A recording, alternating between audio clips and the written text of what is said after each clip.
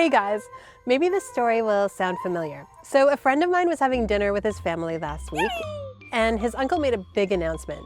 He said, "I'm an abstract expressionist painter now." And then he showed everybody a huge canvas covered in paint splatter.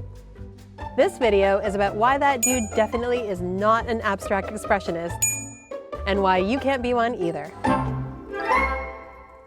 Hi, I'm Professor Lise. I have 89 BAs, 42 masters, and 13.5 PhDs.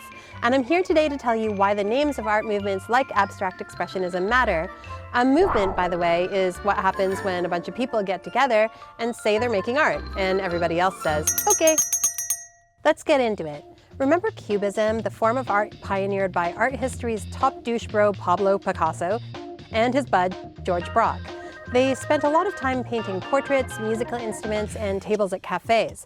But the way they did it was pretty radical. In a world that was obsessed with painting the world around them as realistically as possible, they were making paintings that looked really flat, not very realistic at all, and almost like they were trying to show you every possible angle of an object or a person at the same time. So how did Cubism get its name? Like a lot of art movements, that story begins with a crappy, resentful person. Not Picasso, but a critic. In the case of Cubism, it was a guy named Louis Vauxcelles. He went to see work by Braque and Picasso and was less than impressed at how different from all the other art it looked. So when he wrote about their paintings, he talked about the work as cubique weirdness, and he described the work as bizarreries cubique. Picasso and Braque took that insult and ran with it. Cubism remained the name of the movement, and these two guys and some of their friends upped their game. They kept on making paintings that threw linear perspective in the trash, played around with ideas of space and time, and Cubism became a hallmark of what we call modern art. This story brings up an important point.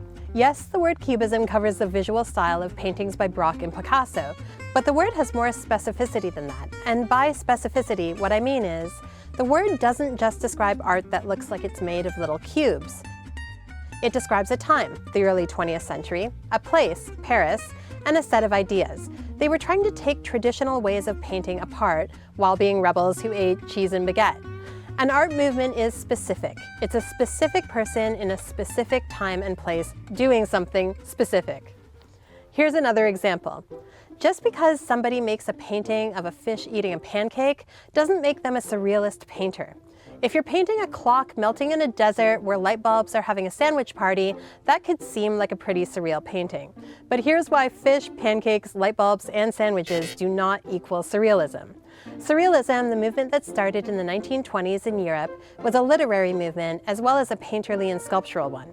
It was founded by a poet named André Breton, and it was a movement meant to look at things that were irrational or nonsensical, to protest the sort of art and the sort of thinking that came from logic and reason.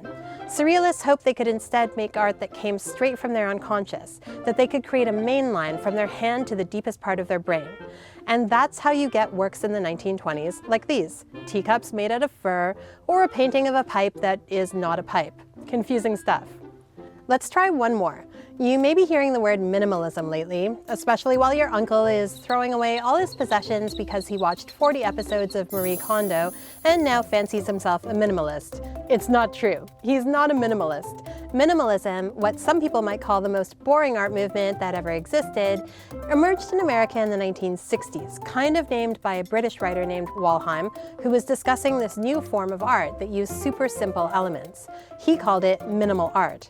It mostly involved surly men like Donald Judd, who made things that looked like boxes, and who liked looking really serious while drinking wine, or Agnes Martin, who based all of her paintings on a precise grid.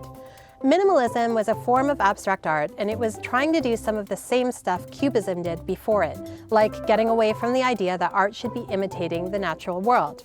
As we've just learned, art movements are specific to a time, a place, a set of ideas, and a bunch of grumpy artists and even grumpier critics.